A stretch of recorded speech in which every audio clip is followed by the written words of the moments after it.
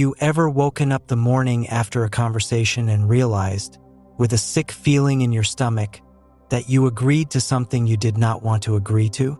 Have you ever found yourself hours later replaying an interaction and seeing suddenly and clearly the exact moment when the other person turned the screws, the precise sentence that made you doubt yourself, the small phrase that made you defensive, the question that pulled you off your center, and wondering how you could have missed it while it was happening?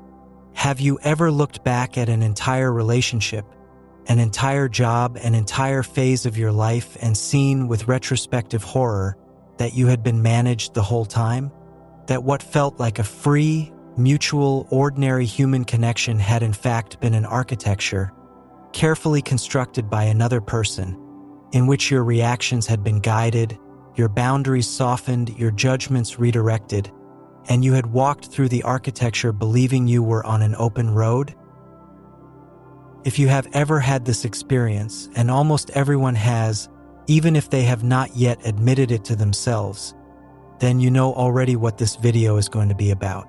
It is about the precise psychological mechanisms through which one human being moves another human being without their consent. It is about why you have been so consistently unable to see those mechanisms in the moment, even though you can see them perfectly in retrospect. And it is about a specific transformation that, if you make it, will permanently change the way you perceive every interaction for the rest of your life. After today, if you stay with this all the way through, the mechanisms will not be invisible to you anymore. You will see them as they are happening. And the people who have spent their lives using them on you will no longer be able to. Let's start with the most uncomfortable truth, because the rest will not make sense without it. The reason manipulation works on you is not that the people doing it are particularly clever. It is that you have been participating in it, not consciously, not deliberately, but there is something inside you in the deepest layers of your nervous system that recognizes the manipulation as a familiar shape. And once it is recognized as familiar, your interior automatically begins to respond to it the way it has been responding to it since you were a small child. The manipulator does not need to be skilled. They only need to push the buttons that you, without meaning to, have been making available for years. And the buttons are available because the conditioning that installed them was installed early, by people who probably did not know they were installing them, and the conditioning has been running quietly and uninterrupted ever since. This is the part the modern conversation about manipulation almost always gets wrong. It frames the problem as one of external villains and innocent victims. It tells you that there are toxic people in the world and that you should learn to spot them and avoid them. This is true as far as it goes, but it stops far short of the actual mechanism. Because if the problem were only external, then leaving one manipulator would mean the end of the experience. It does not. The same dynamic appears in your next relationship, your next job, your next friendship. The cast changes. The play does not. And the reason the play does not change is that you are bringing your half of the script with you every time, and the play cannot continue without your half. The manipulator who comes along finds, immediately, the open page in your script and steps into it. Not because they are uniquely perceptive, because the page has been left open for years. The depth tradition has a precise vocabulary for what is happening here. When you were a child, you developed, in response to your environment, a set of patterns that were necessary for emotional survival in that environment. These patterns are not character traits. They are not flaws. They are not weaknesses. They are adaptations, intelligent, exquisitely calibrated responses to the specific demands of the early world you were placed in. Maybe you learned that if you became invisible quickly enough, the angry parent would not focus on you. Maybe you learned that if you produced cheerfulness on demand, the depressed parent would not collapse. Maybe you learned that if you anticipated needs before they were spoken, the volatile parent would not punish you. Maybe you learned that if you absorbed blame even when it was not yours, the household would briefly stabilize. Whatever the specific pattern, it worked in the environment in which it was developed. It got you through. It allowed the small child you were to survive a situation that, without the pattern, would have been overwhelming. And then you grew up. You left the original environment. The conditions that required the pattern are, in most cases, no longer present in your daily life. But the pattern is still running. It has been running for decades. It is, by now, completely automatic, completely unconscious, and completely invisible to you while it is operating. It is, in fact, so deeply embedded that you do not experience it as a pattern at all. You experience it as just how you are, as your personality, as the natural shape of who you have always been. And in this experiential sense, it has become invisible to you precisely because you have never seen yourself without it. This is the soil in which manipulation grows. The manipulator does not need to construct a new dynamic.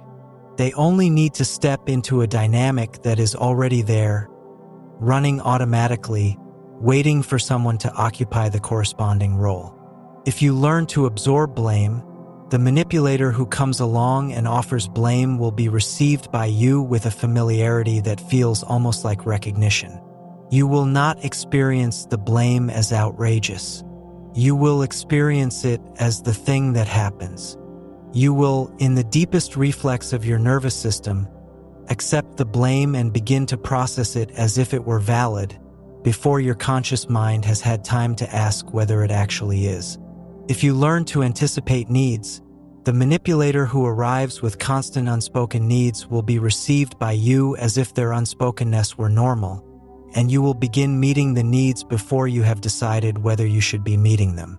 The pattern receives the input. The pattern produces the output. The conscious mind, which arrives late to the scene, then constructs a story afterward about why you did what you did.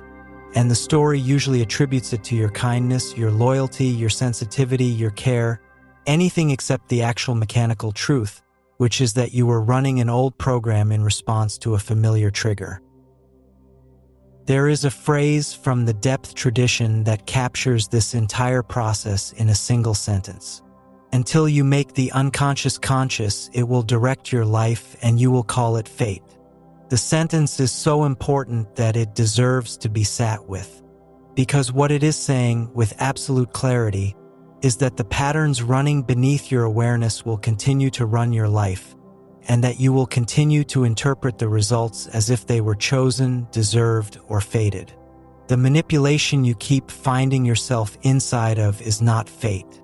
It is the unconscious doing what the unconscious does. The repeating dynamic is not bad luck. It is your patterns finding their counterparts in the world and locking into the predictable interaction the pattern was designed to perform. And the only way out of this is the only way out of any unconscious dynamic: to make it conscious, to see it, to name it, to recognize in real time when it is running, and to refuse with full awareness to continue running it. If something in this is starting to land, if some quiet part of you just realized that we are not talking about other people, we are talking about you, take 1 second now and subscribe to this channel. The work we do here is the inner work the rest of the internet skips. Hit the bell while you are there, and then come back, because we are about to go into the specific techniques manipulators use, and you need to be able to recognize them by their shape, not just by their names. There is a specific architecture to almost all manipulation, and once you can see the architecture, you can see manipulation in motion regardless of what surface form it is taking. The architecture has 3 pillars, and almost every manipulator, whether they are conscious of it or not, builds on these 3 pillars. The first pillar is the inducement of doubt about your own perception. The second pillar is the inducement of doubt about your own worth. The third pillar is the inducement of dependency on the manipulator's continued approval. Together, these three pillars produce a person who can no longer trust what they see, no longer trust what they are, and no longer act without first checking back with the manipulator to see if the action is permitted. Once those three conditions are in place, the manipulator does not have to do much. The dynamic runs itself. The target manages themselves on the manipulator's behalf, and the manipulator can sit back and only intervene occasionally with small adjustments to keep the structure operating. Let's look at each pillar in turn, because each one has characteristic moves, and once you can see the moves, you cannot unsee them. The first pillar, doubt about your own perception, is established through a specific set of behaviors that, individually, look like ordinary human disagreements but cumulatively produce something corrosive. The manipulator denies things you remember happening. They denied saying what they said. They denied doing what they did.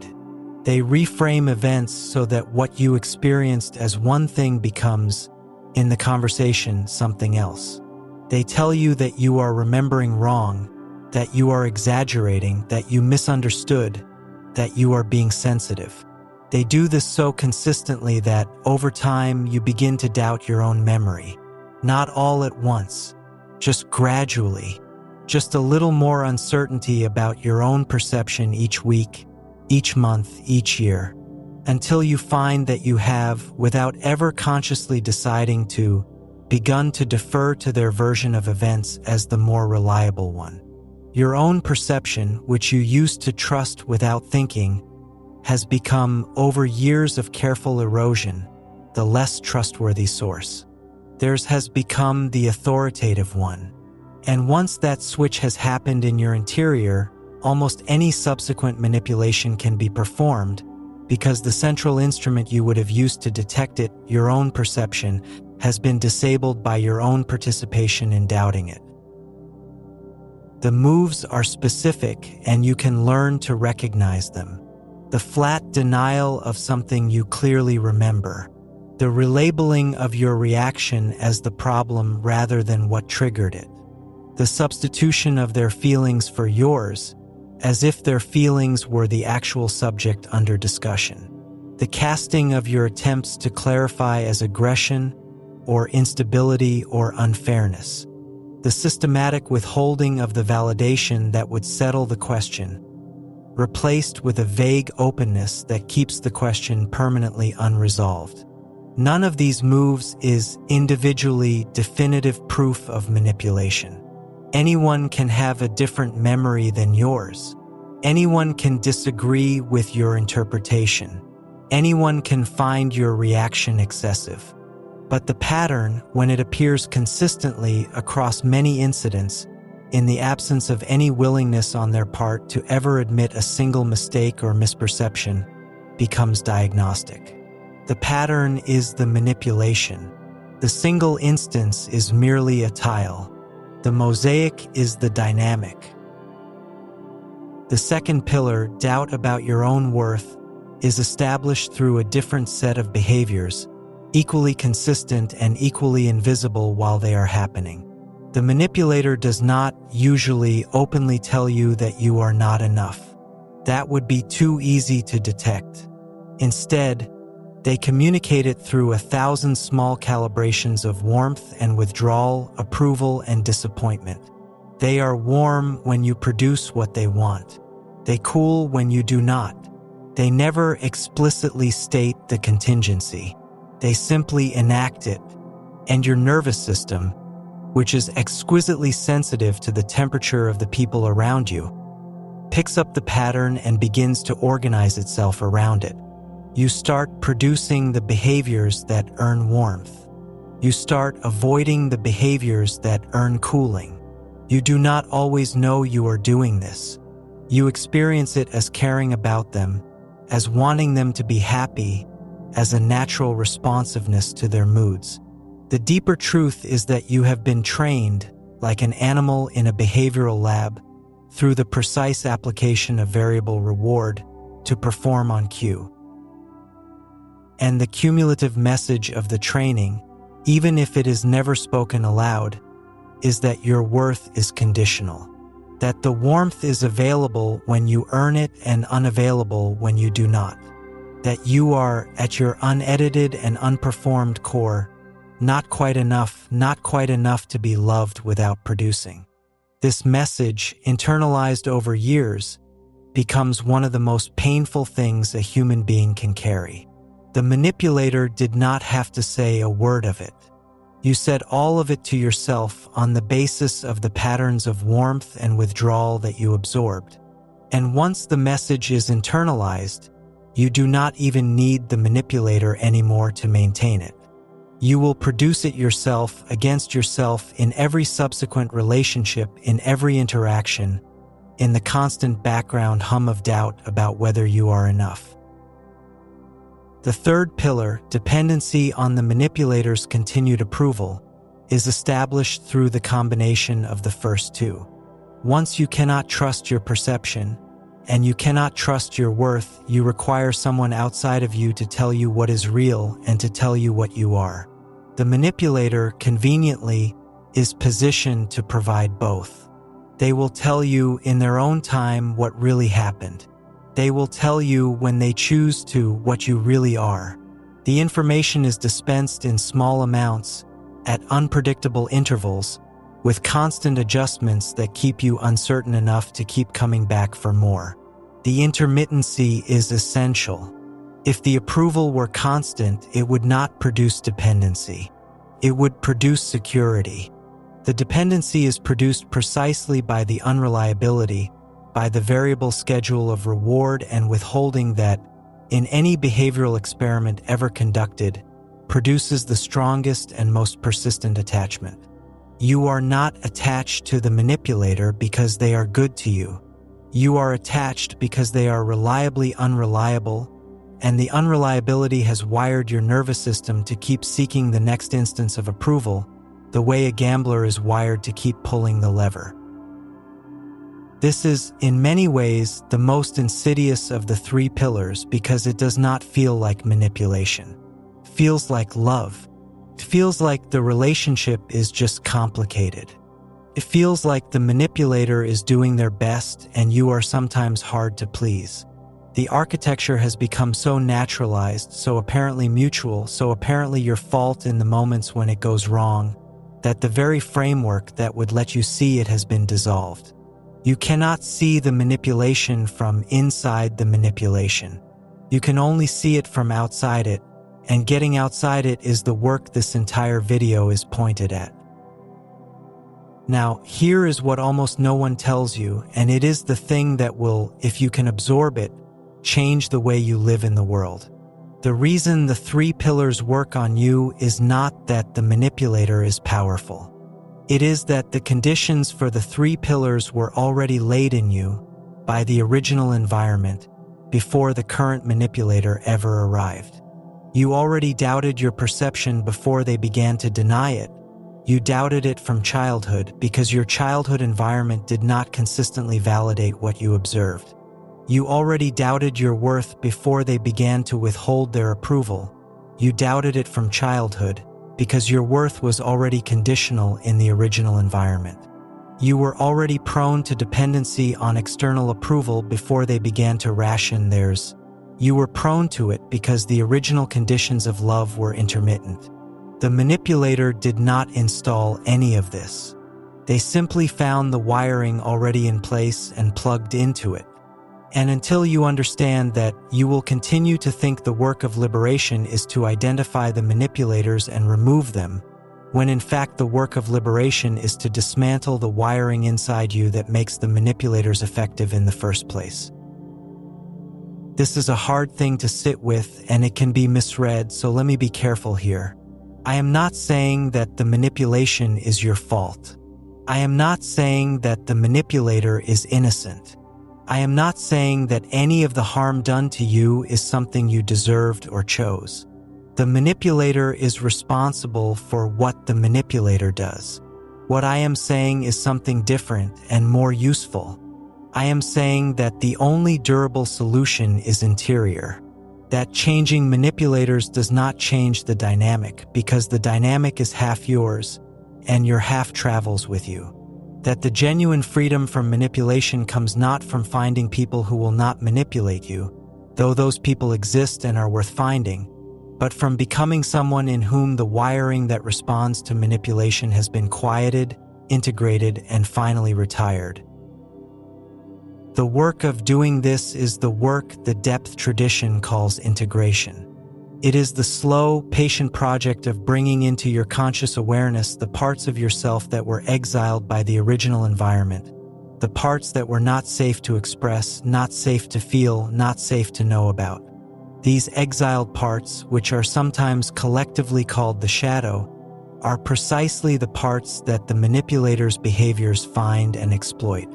The manipulator who induces doubt about your perception is finding the part of you that was originally trained to doubt your perception. The manipulator who withholds approval is finding the part of you that was originally trained to need approval to feel real.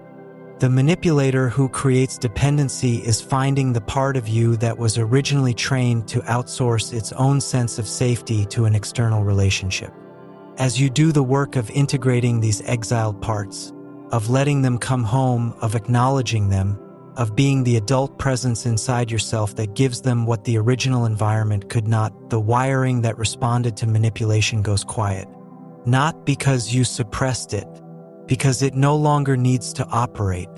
The function it was serving is now being served from inside, by you, with conscious awareness, and the manipulator's external version of the same function loses its grip, because the same need is no longer being outsourced. You can begin to see, when this is described, why the work of becoming unmanipulable is, paradoxically, not the work of becoming harder or more defended or more skeptical of other people. It is the work of becoming more whole inside yourself. The defended person is still manipulable because their defenses are themselves a reaction to the manipulation, and reactions are always exploitable. The skeptical person is still manipulable because their skepticism is itself a pattern, and any pattern can be played. The truly unmanipulable person is not defended and is not skeptical. They are simply at home in themselves. The interior space that the manipulator would have entered has already been occupied. The exile that the manipulator would have exploited has already come home. The button that the manipulator would have pressed is no longer connected to anything that needs pressing. The unmanipulable person is not armored. They are integrated. And integration is the only thing that has ever produced lasting immunity to the techniques we have been describing. Let's get practical, because the framework is now in place and the application can be specific. Here is what changes in your day-to-day life when you do this work. You stop having the experience of waking up the morning after a conversation and realizing you agreed to something you did not want to agree to. The agreement, in fact, will not happen.